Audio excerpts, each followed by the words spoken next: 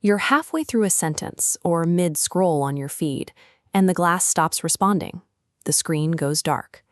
Across the street, the digital billboard freezes. The hum of the coffee shop Wi-Fi cuts out. Point-of-sale registers crash, and the subway display boards blink off in unison. Your first instinct is an eye roll, a localized dead zone, a tripped server, or a battery that finally gave up.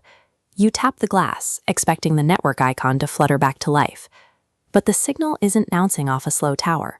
The global routing tables are wiped. The submarine cables are dark. The internet is dead, and it is never coming back. By dawn, cities wake up to a strange, heavy silence. People step out onto their porches, looking up at the power lines, waiting for an official broadcast that has no way to arrive.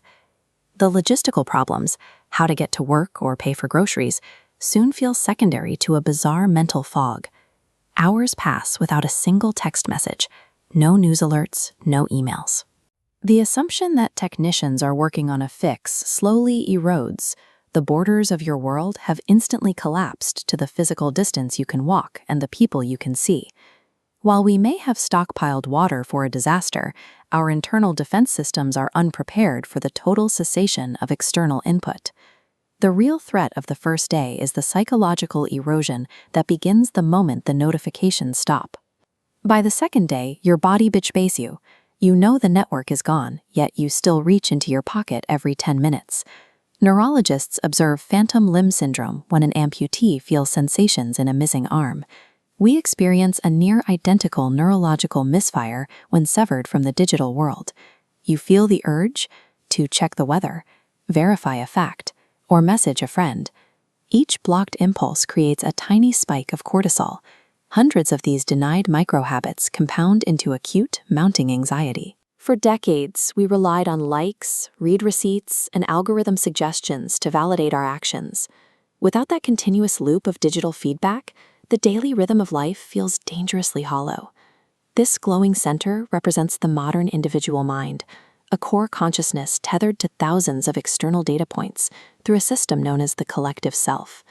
Over time, we stopped storing information internally. We let our biological memory fade, transferring our family photos, personal journals, and historical timelines into these external cloud networks. In return, the network feeds back into us.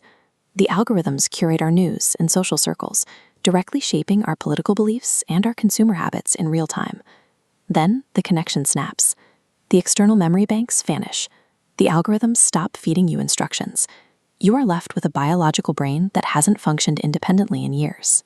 Without that external scaffolding to store your history and guide your choices, your sense of self begins to dissolve. Weeks later, the logistical panic subsides.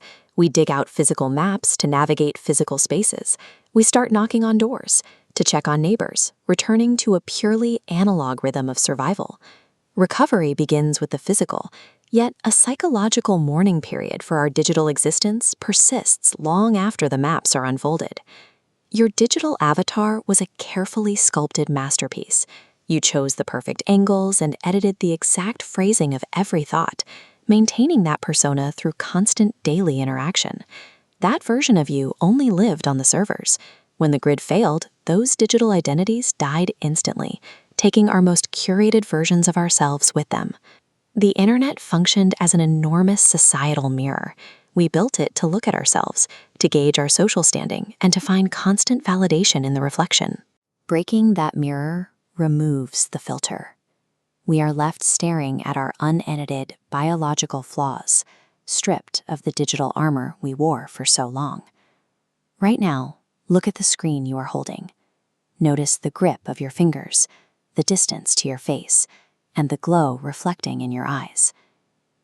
If that glass suddenly went dark, and the network never came back, what exactly would be left of you?